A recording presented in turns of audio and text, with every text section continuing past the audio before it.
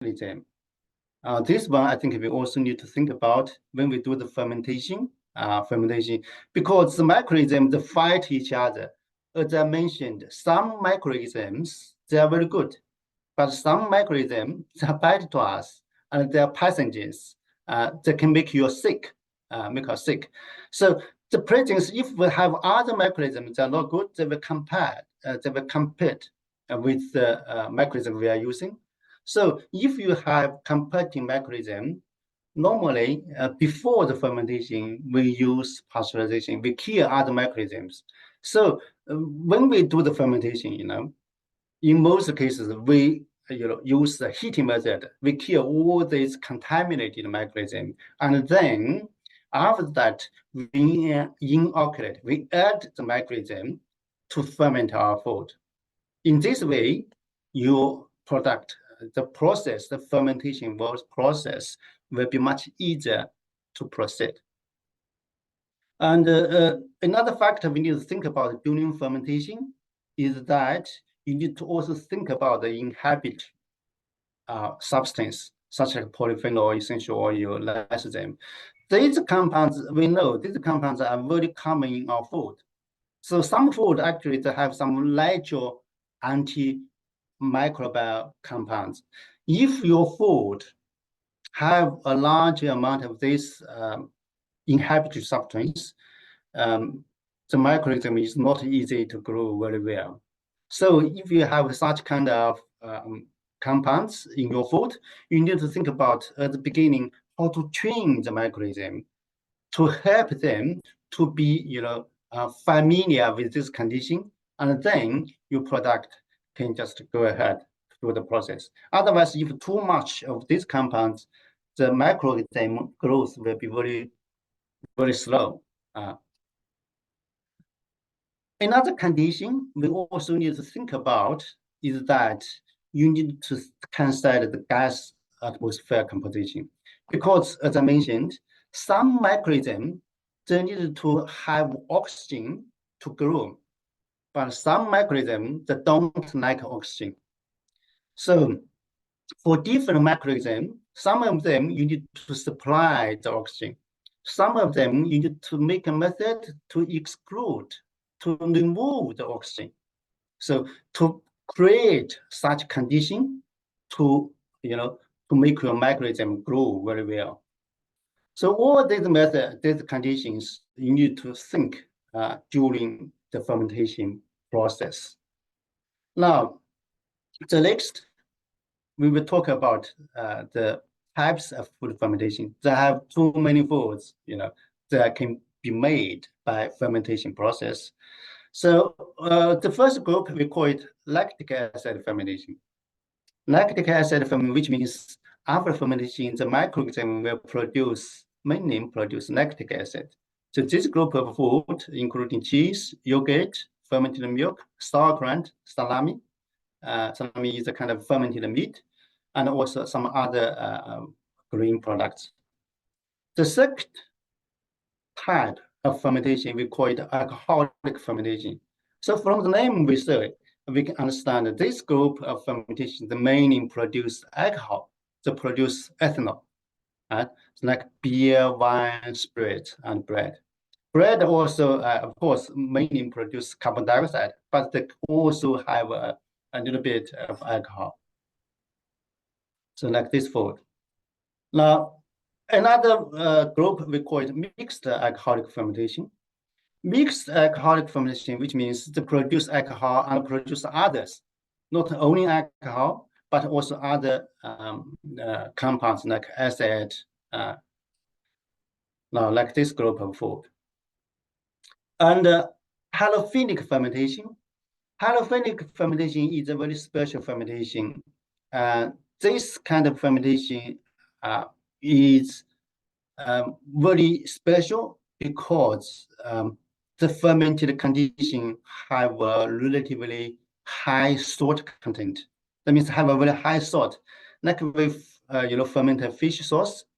Fish sauce, the salt content, the salt concentration can reach 7%. Normally, if your salt content is above 3 or 4, many microorganisms, they are not able to survive. But this type of fermentation, they have a salt content concentration to about 7%. So this concentration is quite high. And this type of fermentation, we have a special name. We call it halophilic fermentation. Fish sauce is high, is such kind of fermentation. They have a very high salt content. Yeah, 7%. And another fermentation, we call it mold fermentation, like this temper, and meso, and like this one. I think this food is very popular in Indonesia, Malaysia, and we can also see this in Australia. This temper. This is fermented mainly by the mold,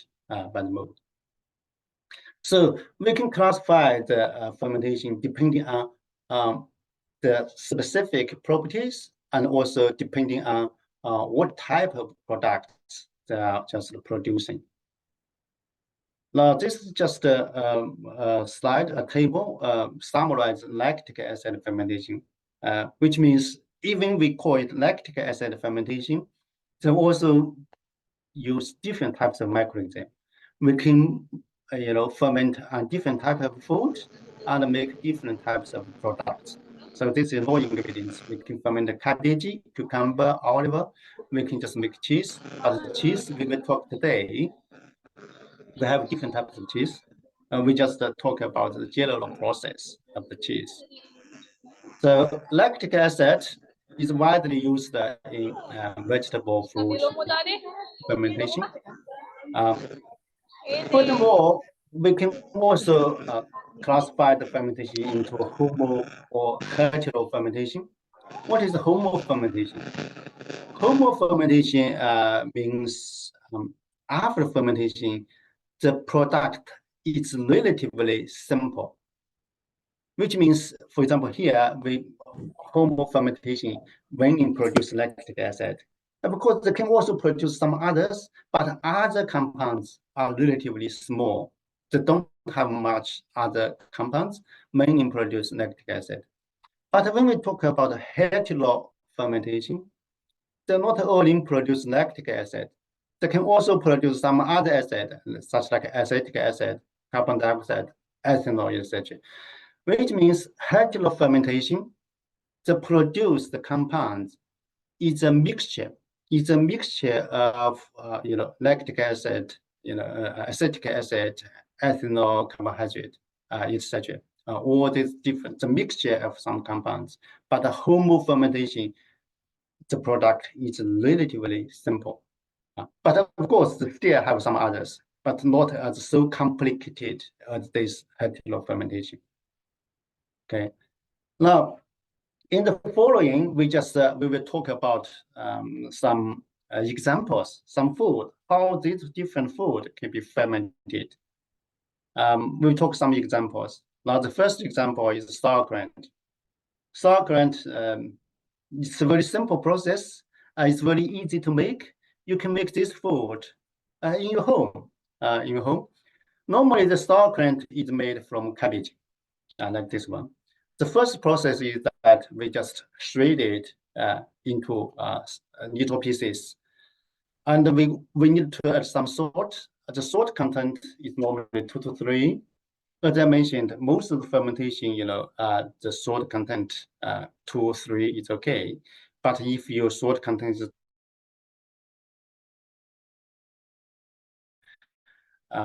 we call it another method of halo fermentation. And that fermentation, the salt content is 7%, but that's very special. It's not all fermentation have so high salt content. For sauerkraut, we add some salt, we add some sugar. Why we add some sugar? Sugar actually is a kind of carbohydrate, as I mentioned. When we just grow the microorganism need food. The sugar actually is the food for the microorganism. So if you add sugar, your fermentation will be much quicker, much more quick. Now, another is that the oxygen is excluded. So this process, we don't like too much oxygen. But how to exclude the oxygen? If you see this photo, is that when we just have the cabbage, we make this salt brine, and then we just fill the cabbage into a container. Here is just glass jar, with glass jar. And then when we fill it inside of the glass jar, we fill the salt brine. The salt brine, you can see the food has been covered, has been immersed inside of this brine, which means it's a salt solution. And in this salt solution, the oxygen level is very low. So we use this method to exclude the oxygen. So this method can promote the lactic acid bacteria to grow very quickly. The temperature you need to maintain below 18 degrees. Higher temperature is also okay, but the higher temperature normally, if you ferment under this condition, you will have sometimes you may have a not good flavor because high temperature may attract some other contaminant or spoilage microorganisms. So you need to make the temperature about 18 degrees. So this is the microorganism we need to inoculate. So in industrial process, we can just add the microorganism. We call it culture. We add this culture into the food to help them ferment. And in your family, if you don't have this microorganism, that's okay. They can ferment naturally. This natural fermentation is that you use because the cabbage on the surface, actually they have microorganism. This kind of natural microorganism can also help to ferment. But the process is not as quicker as if we use the culture. Use culture is much quicker than you ferment at your home. So after ferment about 4 days, you can reach a pH below 4. And after that, actually, another microorganism that can just grow. So this process actually is a kind of a change. So at the beginning, mainly this group of microorganism, but afterwards, this group of microorganism will just be more active. So in our commercial processing, it's the microorganism actually it's a mixture. It's a mixture of microorganism. And in a home, you don't need to worry about a microorganism. It's just a naturally present microorganism. So after about process about 3 weeks, the pH can reach 3.5. The acidity is about 1.8%. So this food is a little bit sour cabbage actually. Now these are relatively simple. Another famous food is this one. We call it kimchi. Sauerkraut is just the cabbage. We cut it, salt it, and allow it to ferment for a few weeks. Normally, it's about 2 to 3 weeks. So we can make such kind of. This is the sauerkraut. In our Australia, the market is very common. We can buy it from the market. Another very famous fermented food is kimchi. Kimchi is also very popular in Asia, especially in South Korea. Of course, South Korea, Japan, even China, Indonesia. We also have such kind of food. This is the kimchi.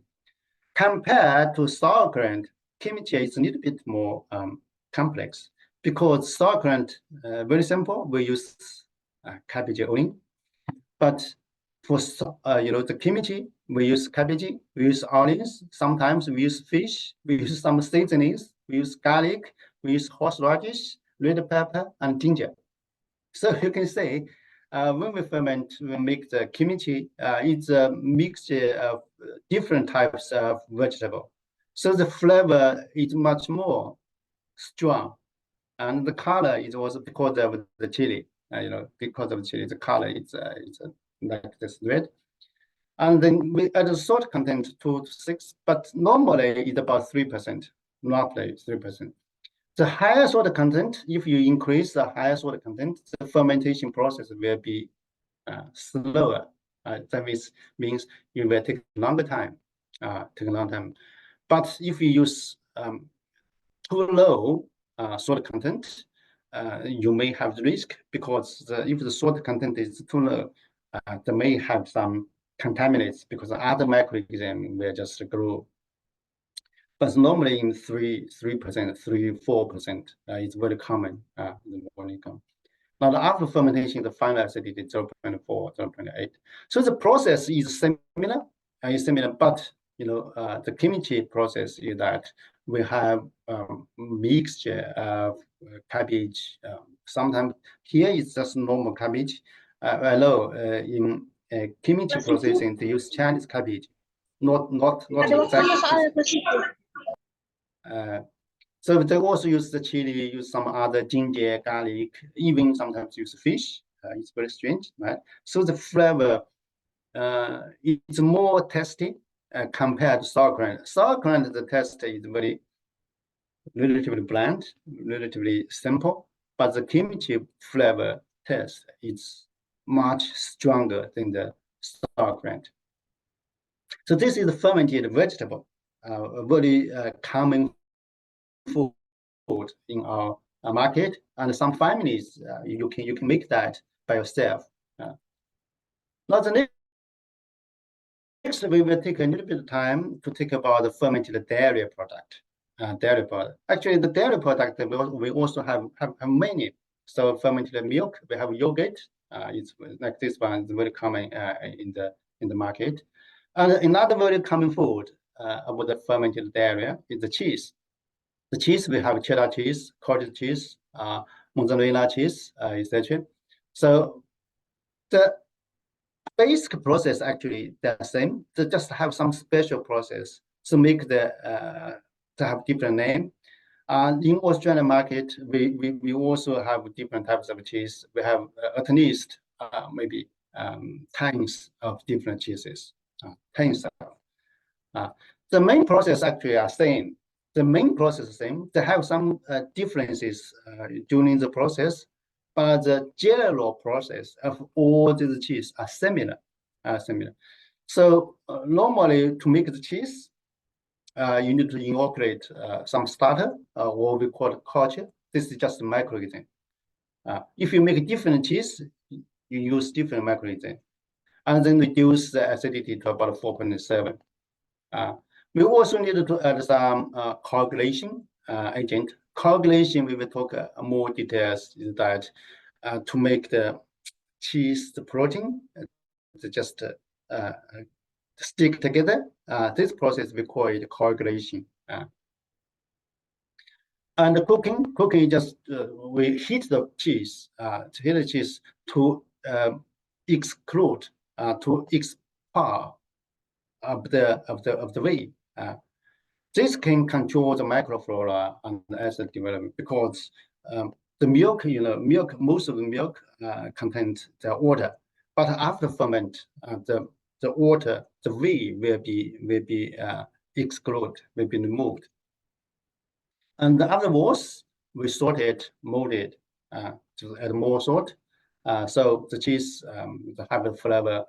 The salt is an important factor to control the mold. And then finally, we ripen and maturation for some time. So most of the cheese, you will just keep the cheese in the environment for at least a few months, and then it can further produce the flavor and the texture. Now, looks very complicated. This is the required flow diagram of cheese. We know we are food science students, so the flow diagram is that this diagram show you how to make a food from the raw material into the final product. So this process, you can say we use milk, standardization, we use heat treatment, and then we add the starch. And then coagulation, we cut it, cook it, make the cheese curd. And some other foods, such like cheddar cheese, they have a churning process. Actually, it's just kneading the cheese and then salt. And finally, mold. Mold actually is to make the shape. Make the cheese, some of the cheese looks like a cake. Some of the cheese is just like a square or just like a triangle. So this kind of shape, we call it molding process, to place the cheese into different shape. And then after that, we do the maturation, and we have the matured cheese. And finally, we pack it, label it, and then can go to the market. So these are generally the process of the cheese making. Now, we will talk about cheese. The first thing is about milk. So only the good quality milk, you can make the good quality cheese, right? So some issues about milk, we don't use that. If your milk have such kind of problem, maybe you need to think about it, if they are suitable to make the cheese. So for example, the first one, mastitis. This actually is a kind of disease. If the cow has such kind of mastitis disease, normally the milk have a very special flavor. And this kind of milk, we don't use that to make the cheese. Now, colostrum, we also call it a first milk, which is that the milk only produced when the cow, the mommy cow, just have the baby. Also during this period, now the milk, they have a very special flavor. So the flavor is very strong. Of course, it's very nutritious. It's very good in terms of nutrition to the calf, which means to the baby cow. The baby, it's good, but not suitable to process into the cheese. This is because the flavor is too strong. And when we just make cheese, we also need to think about the microbial quality. So in Australia, we have a standard. I also believe in Indonesia, we also have a standard. When you collect the milk from the farm, you need to make sure total microbial count. You must put a standard level. So for example, in Australia, if it's 10 to 50,000 CFU per meal, which means the quality is very good.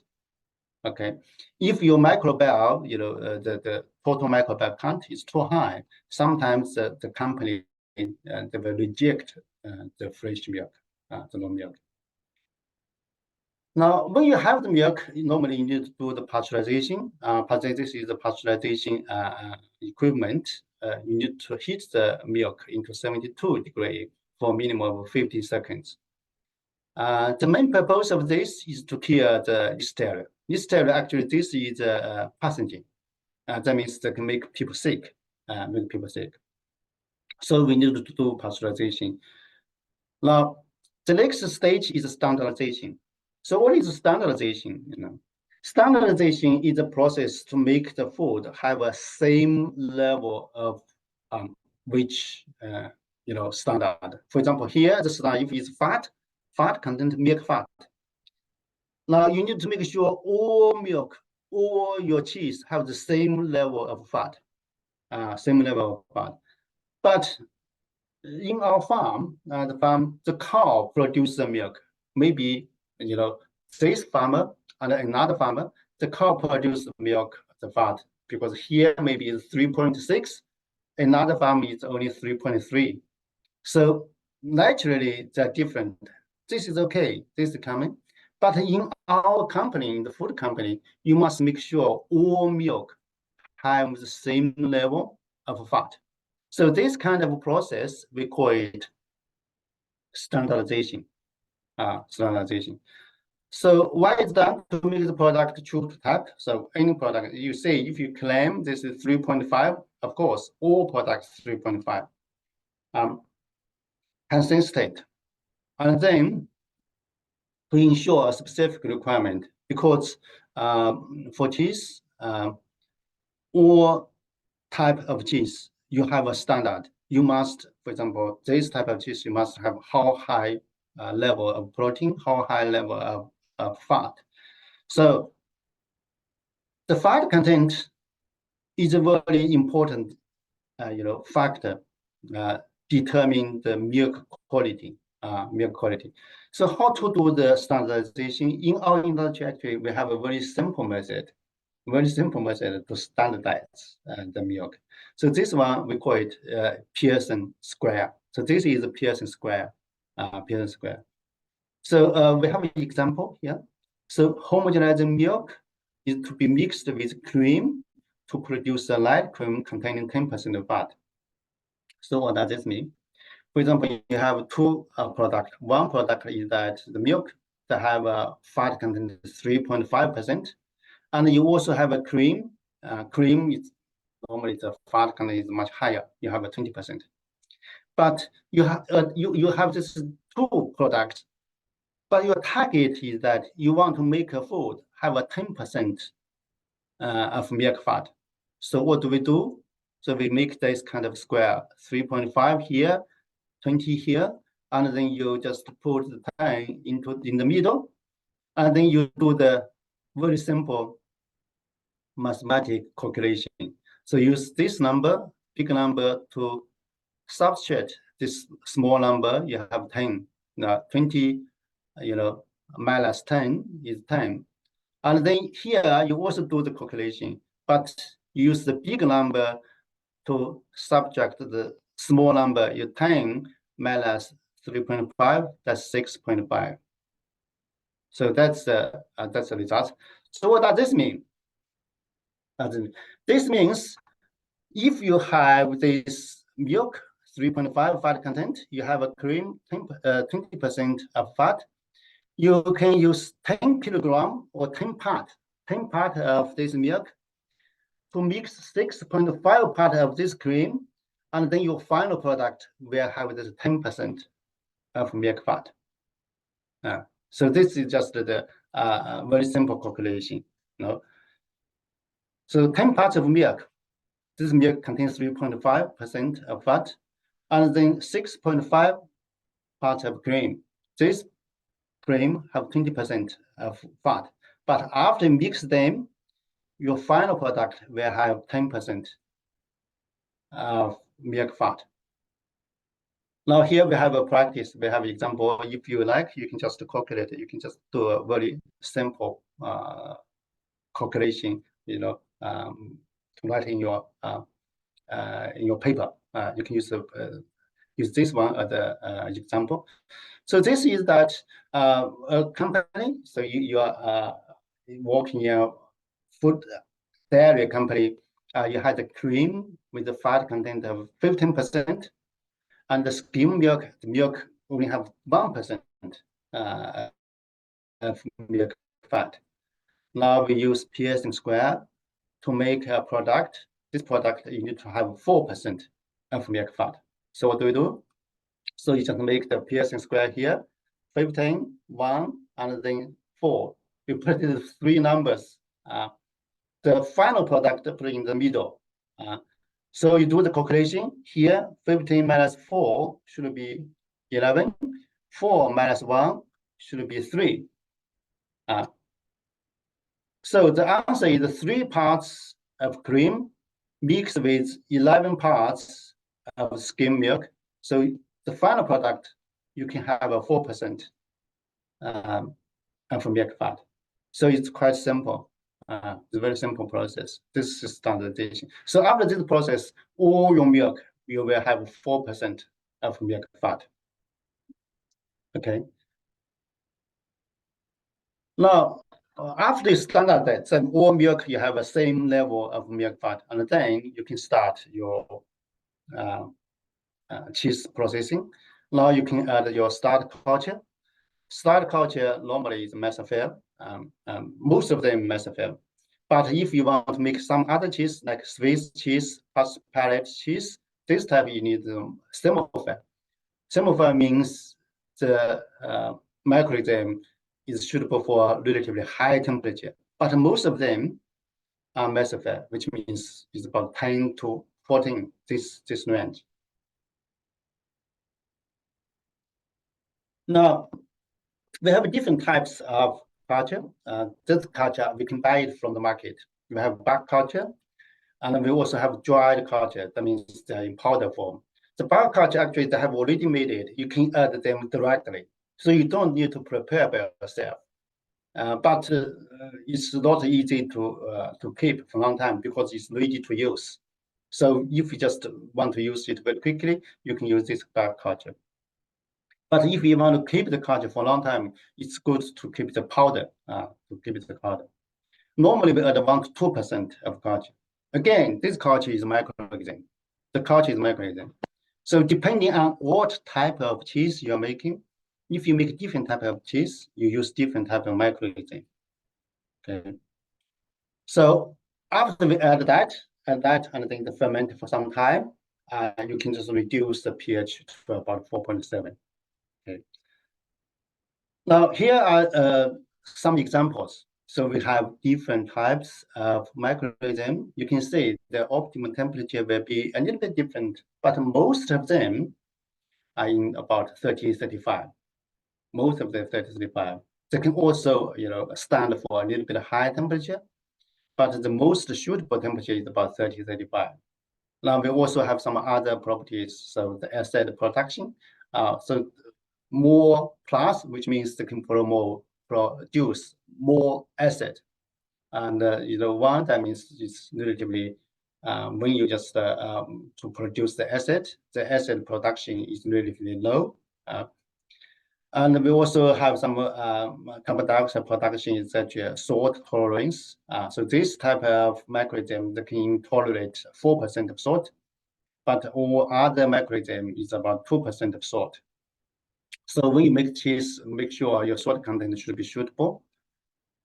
Now, milk coagulation. So this photo is just looks like tofu, right? Looks like tofu, but actually it's made from milk. It's cheese. So what is coagulation? It's similar like to make tofu. So it's that the milk, actually, these are protein. These are mainly casein protein. The protein will coagulate. The protein, which means the phase change. The protein will just stick together and then to form such kind of texture. So to make the milk coagulate, we have different types. Now this type, we call it enzyme coagulation, which means we use enzyme to promote the formation of this kind of structure, texture. Now we can also use acid coagulation. That means we don't use enzyme, but we add some acid. When the pH have changed, the protein will coagulate. We also have another method. We use acid heat. So we add some acid, we increase temperature. They can also produce such kind of coagulation to basically make a cheese, a gel formation. So what type of coagulate is more attractive? So which kind of coagulate you must select? It's depending on your final product. So if you are vegetarian, religion state, because if you are vegetarian, some of the enzyme is from the lutein. Lutein, that means it's from the stomach, of the cow, actually, which means you need to. It's very include. You need to kill the cow and extract the enzyme. But some people they say, okay, this is not good. I don't eat that. So if you have a concern about such kind of enzyme, you may don't use this kind of coagulate. You have to use other method. And another is that distillation of wheat. What that means is that, for example, here you can see the photo. The cheese were formed from this like tofu, the solid, and then the liquid. The liquid is whey. Actually, the still contain protein, and this kind of whey, if you want to recycle it, if you want to use it, so this is distillation whey. You need to think about that. If you use acid, if you use others, will this acid influence the quality of the whey? If you want to recycle it, you need to think about that. Okay, and cheese yet on one cost, because if you use different coagulates, the price is different. Now, coagulation, we have two stages. The first stage is the enzyme stage. The enzyme stage is that the enzyme can cause the casein. basically the casing to form, to coagulate. The second stage is the clotting stage. When we normally the second stage we add some calcium, we add salt, we add a little salt. This salt can further help to form such kind of gel. So this process we are just to produce the cheese. So the milk have changed from the liquid. You can see they have changed into two phases. One is this the curd, another is that the liquid. So this liquid we call it V. We call it V. So after that we cut and stir and then heat it to further promote the separation of the curd and the V. So you can see this is just in the industry. They use some specifically designed to cut it, because after we coagulate, the cheese will form like a very big jelly. It's a very big gel, very big gel. But we use the cut, horizontally, and we cut it vertically. So cut this to make it into small curd. So why we cut it? Because we cut it, we can help to promote the exclude of the whey. So we want to separate the curd from the liquid. So you cut it into small pieces, and then to help the curd shrink. So curd will shrink, which means the water and then the whey can be more easily to be separate, And then after we have the curd, so we separate the whey, and we have the solid curd.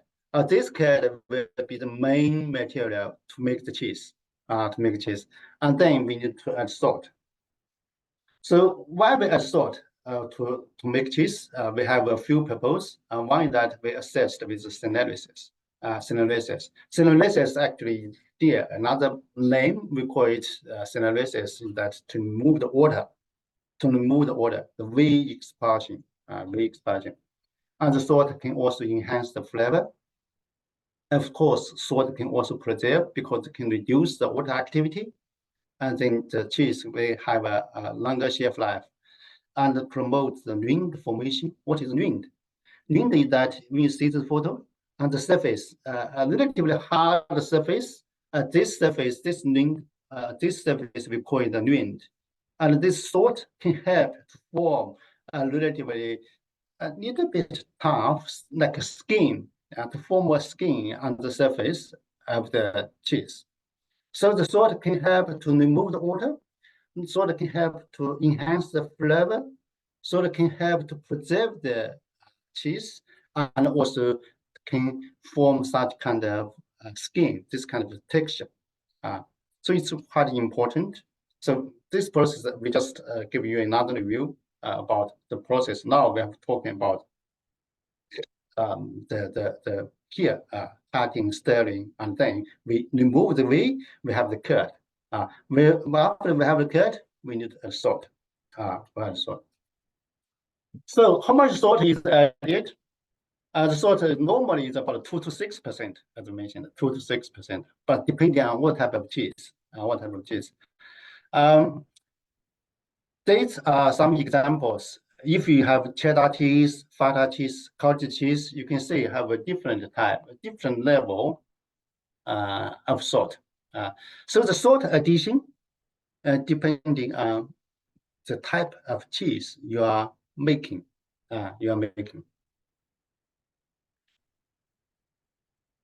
What is? Now, how to add salt? The method is that we mix the salt into the dry curd. We just use the salt mix with them. Another method is like this.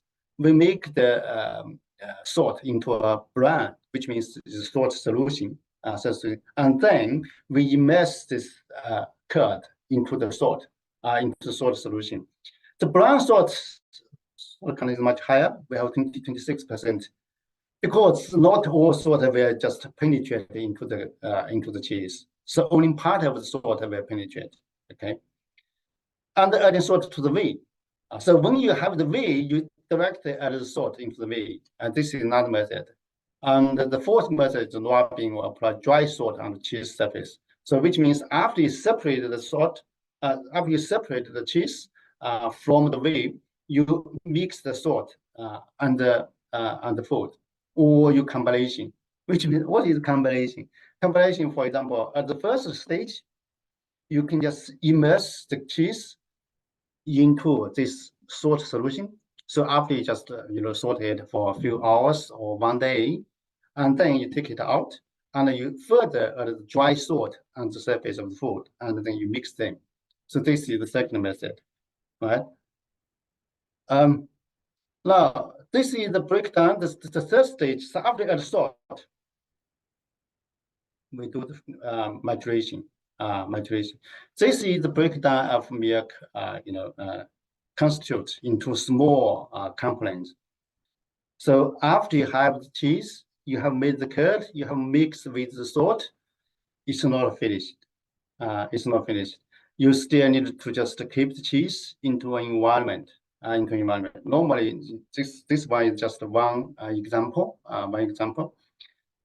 During the maturation, the cheese will further break down of the components into small molecules.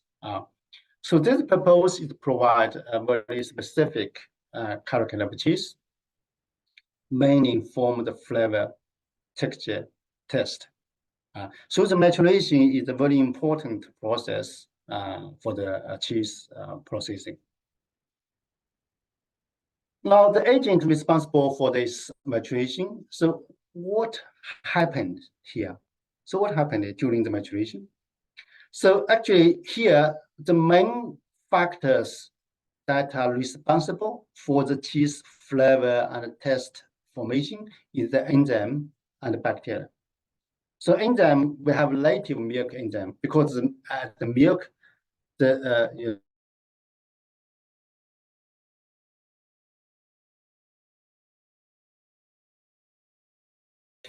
and break down the lactose.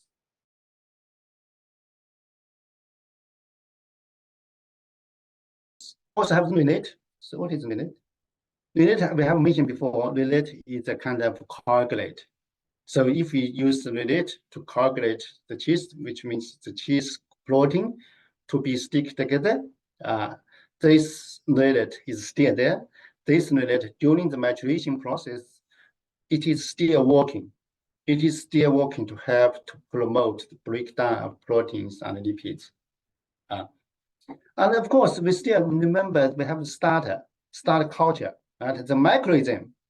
These microorganisms, they are still in the cheese. And these microorganisms are still working. They can still working and then help to produce the enzyme to break down the protein and also the lipids and also carbohydrates, etc. Another one here we call it secondary start bacteria. So what is secondary start bacteria? For some cheese making, at the beginning we have added the microorganism, right? But for some cheese making, after we just mix with the salt, we can add further some microorganism. So at this before, just directly before the maturation, you can add further the start culture. You can add some other microorganisms to mix with this kind of cheese curd. And then this kind of start culture, we call it secondary start bacteria. To be different to at the beginning when you just add it into the milk. At the beginning we add in the milk, that is the first start culture. But if you want to make very special flavor of the cheese, some companies they use secondary start culture to mix with the cheese during the fermentation process. Now this is another factor that can contribute to the flavor formation. Now, another one, we call it non-start contaminants. So what are non-start contaminants? These are bacteria or microorganisms that in the environment. So even you are not added by our people, but they are just in your environment. Such like, for example, maybe just in this wood or just only in this room, that still have some contaminants. So we call it non-starter contaminant, which means these microorganisms come from our processing, come from our equipment, come from our human, come from our environment. So this room, all these microorganisms, they also influence the maturation of the cheese. So you must make sure your environment must be clean, not too many of the other, if they are too dirty, if lots of other dirty things, you may have some bad microorganisms, and these bad microorganisms may make your cheese very, very, unpleasant. So, of course, we are not able to completely avoid any contaminants, but as long as you have a clean environment, these contaminants, these microorganisms, they are relatively not too much bad influence on your product. Now, factors influence the maturation. So when we talk about food processing, you need to talk about the technology, but we also need to think about that what factors can have a big influence on the product quality. So here we need to think about the moisture content. So during the cheese processing, of course, we have the process. We have removed the whey. We have just separated the cheese curd with the milk whey, right? But how much moisture still in your cheese? This will actually have a very big impact on the product. So high moisture content or low moisture content. So which condition is better? If your cheese have a high moisture content, normally the cheese is much easier to have the contamination, and then you can have, because high moisture content, the bacteria can grow much quickly, and the chemical change and fast maturation. With each process, every process will be quicker because you have more water.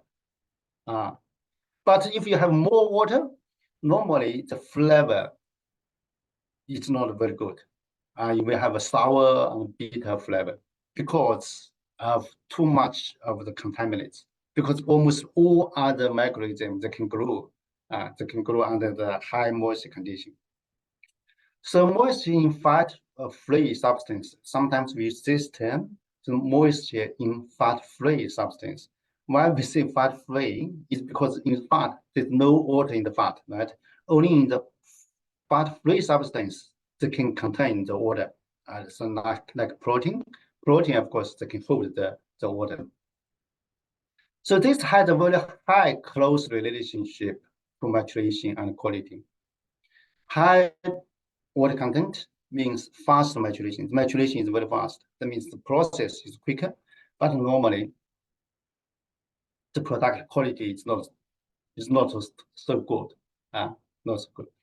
But of course, the low moisture content, the maturation process will be slower, but the quality normally is better.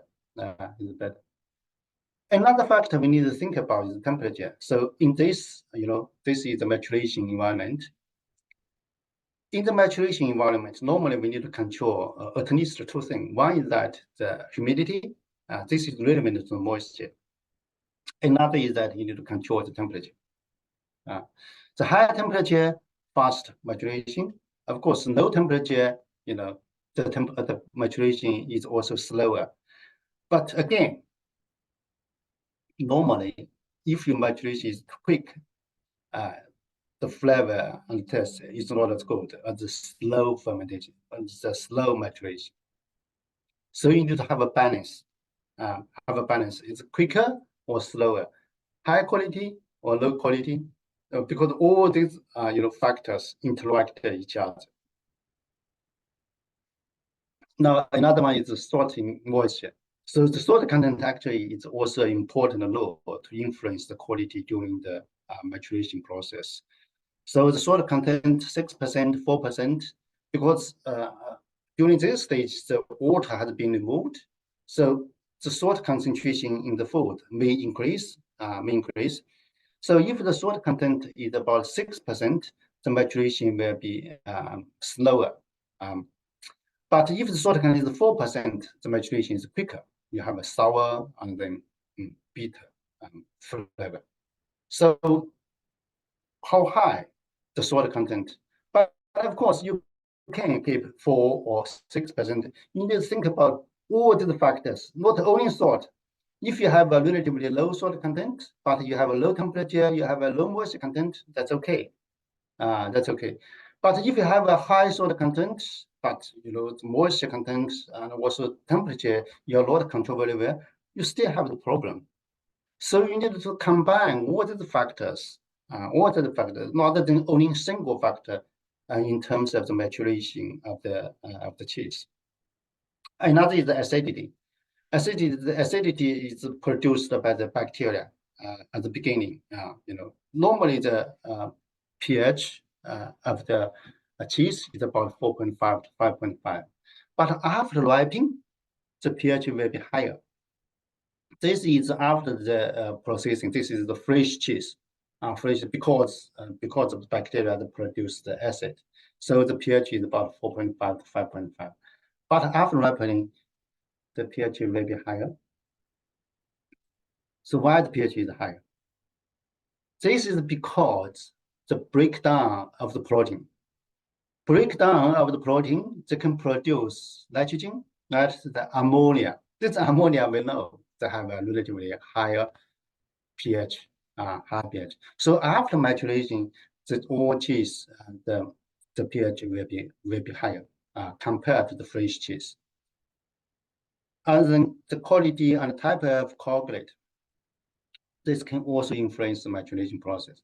So especially, for example, if we use relate, if this is the enzyme, if you use enzyme relate, and this relate can steer working on the cheese during the maturation process.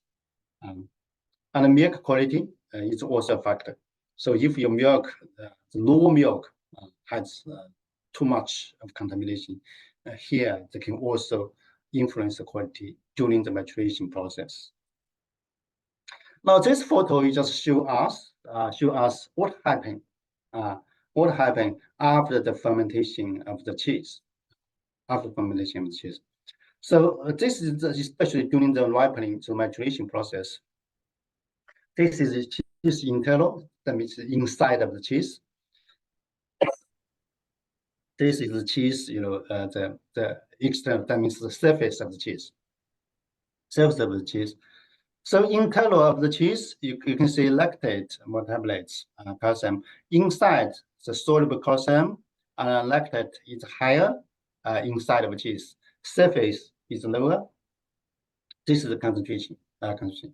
Now another one is the pH. pH. Normally inside of the cheese, the pH is lower, and the surface, the pH is higher.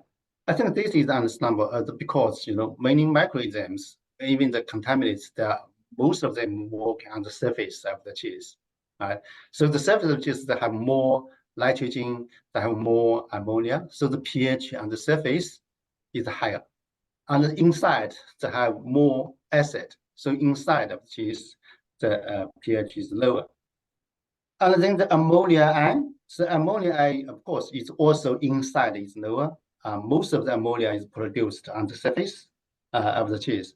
So the surface is also higher of the cheese. So the cheese external with surface microflora. So microflora is also, of course, easy to understand.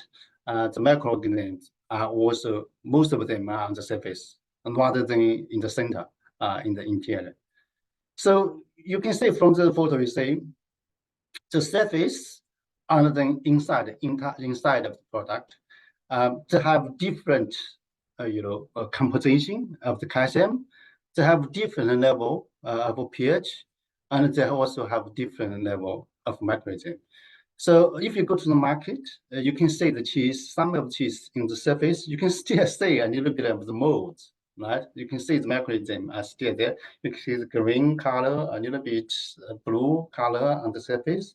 But if you cut it inside, you see the cheese, normally there are not too many microorganisms in the inside of the cheese. Okay. So after fermentation, you just put the cheese into the maturation process, and the maturation actually have a very big influence on the final product, on the texture, and the flavor, and even on the color of the product. So the maturation, when we just make cheese, you need to make sure the maturation environment, because maturation is not only 1 day, 2 days. It's about at least some of the cheese a few months or even 1 or 2 years, 1 or 2 years. So it's a long process. But normally it's a longer process of the maturation. In most cases, the high quality of cheese and the high price of the product. Okay.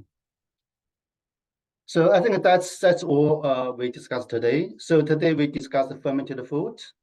At the first, we discussed the concept. What is fermentation? Fermentation is the process by we use a microorganism to normally we convert carbohydrates, sugar, into alcohol and also carbon dioxide. Now we have, following that, we discussed about the reason why we use fermentation. So what's the advantages of fermentation and the foods? So what's the main benefits of fermentation for the food? And following that, we discussed about the fermentation types.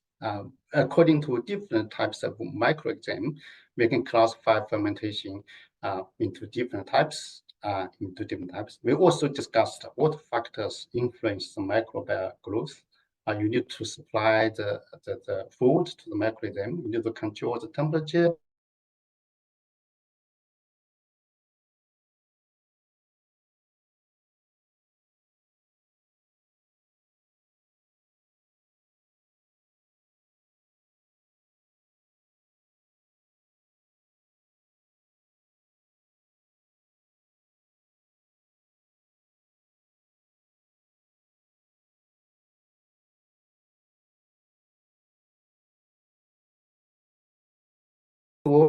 For today, I'm not sure what the time it is. Yes. Okay. I can stop my sharing now. Oh, okay. So thank you, is the time okay?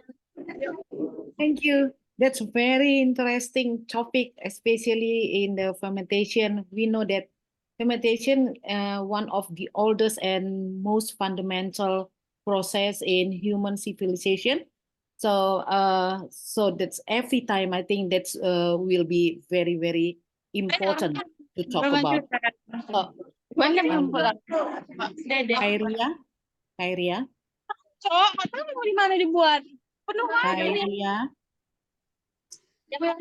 Mute. Yep. Dear Zhongxiang, can you please make me or Perina as a host so we can monitor everything now? Okay. Am I the host? I don't think I'm so sorry. Okay, I will have a look. Yes. How do we make it, Perina? Okay, you're the host now, I think.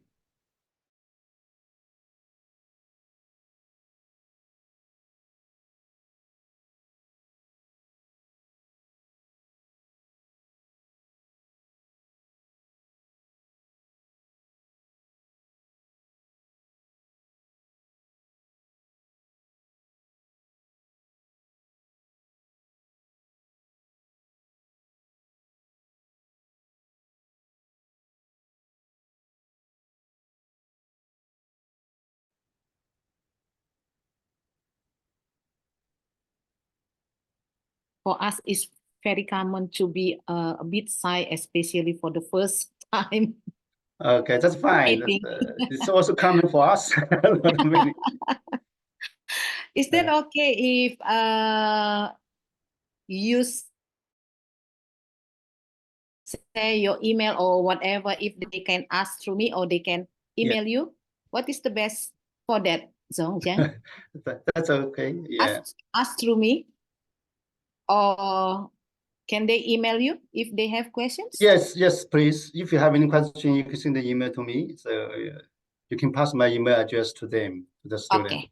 Okay. Okay. Not an issue. So, yes, we actually in our lab or for the final project of the student, we have a kind of fermentations like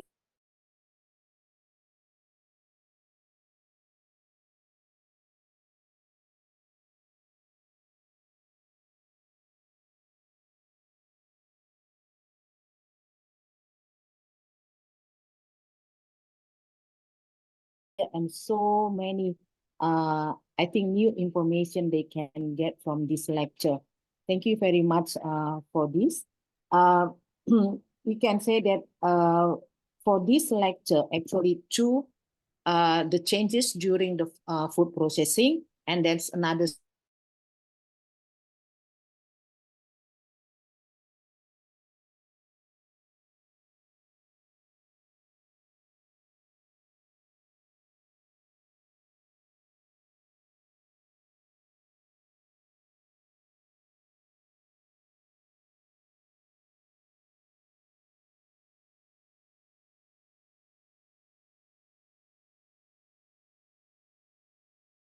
student. Do you still have to say to Zhongxiang? If not, can you please your camera on and we can take the photograph? Can you do that for us, Perina?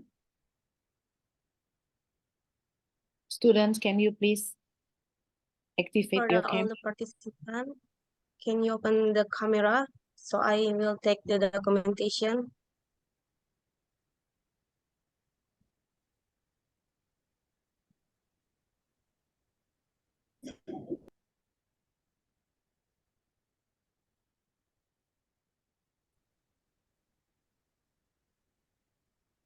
Okay, I will take a screenshot. I will count from 3 to 1.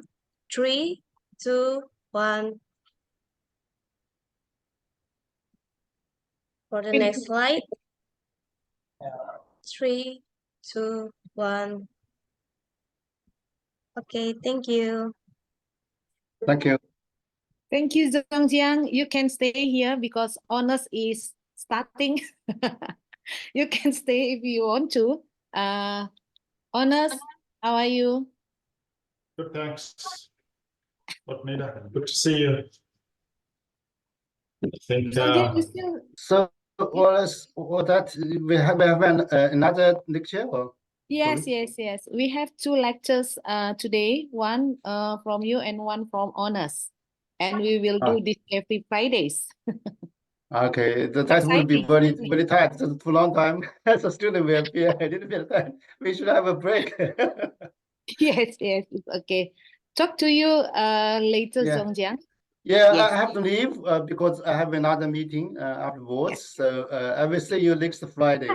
Thank you. Okay. Thank you very Okay. much. See you. Thank you. Thank you, Bye-bye. Prof. Thank you.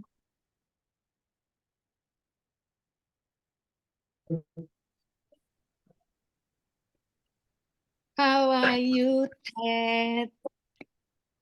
that's good.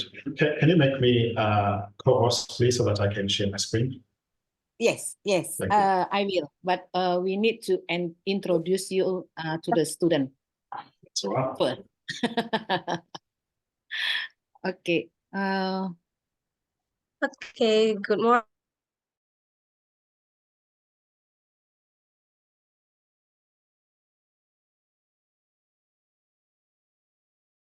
Our sincere gratitude to Dr. Ted Moyo as our keynote speaker today.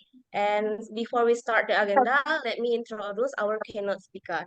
Ted Moyo is graduate with a Doctor of Philosophy, Food Science and Technology in 2007 and now work as a laboratory manager and food science academy at the College of School of Science, Western Sydney University.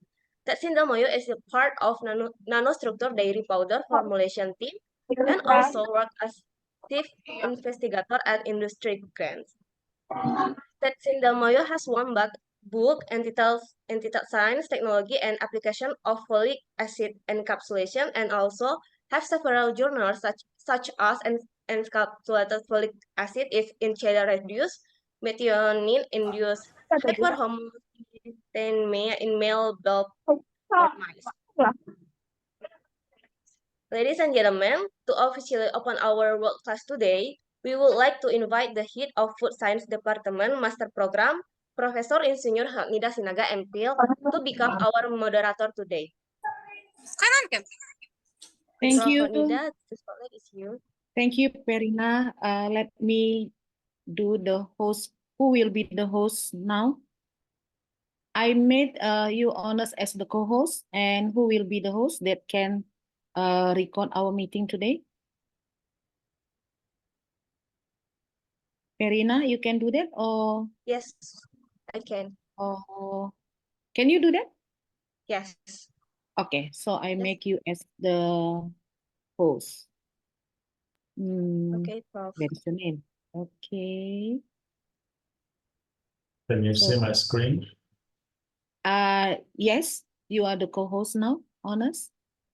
And hang on, I can't find you, Perina. What's your name? Oh, Perina, Prof. Perina. Perina. Oh, yes. But I Perina. already record the Zoom meeting. Okay, you can make it. Okay. Okay, so we all good now? Okay. So before we start the lecture, I just want to say, to extend my sincerest gratitude for you, Dr. Ted Moyo, for accepting our invitation to be a guest lecturer on the analysis of food science. So honors is very, very much doing the lab work, and then he's, I don't know how to say, while I did my research at the University of Queensland, we are also work together, and that's no problem